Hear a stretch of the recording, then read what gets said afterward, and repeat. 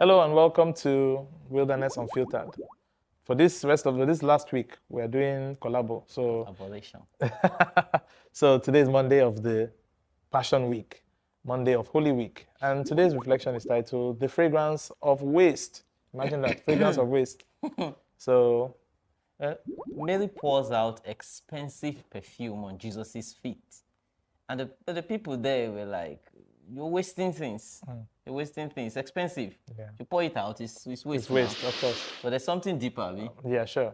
And that's the fact that she saw the need to give of herself, to pour of her time, to pour of her resources into God because she knows that God deserves it. Sometimes the most beautiful things you can do is to waste time in prayer or waste resources on someone who cannot pay you back. Sometimes when you see people on the street, you be like, why don't you give them any money? But sometimes you waste that waste is the kind of waste we're talking about Of here. Of course. Err on the side of goodness, right? Of course, the house was filled. In John chapter 12, verse 3, the house was filled with the fragrance of the oil. So even though people didn't like it, something good came out of that. Sometimes too, we may feel like somebody cheats us off on some money. Maybe somebody who claims to be poor comes and asks you for some kind of money, and you give the person only to find out that that person was not. The intention is what matters.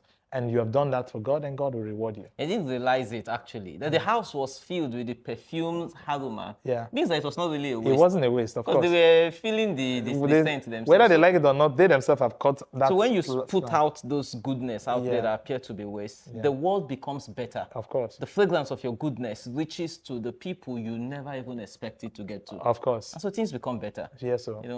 Maximilian Kolbe has this wonderful saying. He says, to be a Christian is to be a person of extravagant love. Total. So you cannot be a Christian if you're not wasteful on the side of goodness. And Jesus started it very well by giving us the Eucharist, right? Yeah. The summit of the Christian life. The most important aspect of it all, he gave it freely. To us who are doing anyhow. Exactly. So it's kind of a waste. In a way. In some people's, but Jesus Christ is still doing it. Of course. And he continues to give himself. He's the perfect example of what it means to be extravagant with love. So what should be the task for today? I think we should consider personally, everybody, 15 minutes in adoration, silent prayer. You can even do more. What's 15 minutes? Yes, sir. Spend time. Spend time until you're tired. Waste that time with God. Waste it. The time you spend 3 hours on Instagram, 6 hours on Facebook, 30 hours on Twitter. Some people sleep on their phones. Yes, sir. That time, just carry it and just give it to God. Even if it's paining you, even if you are confused, don't know what to do, just lie down.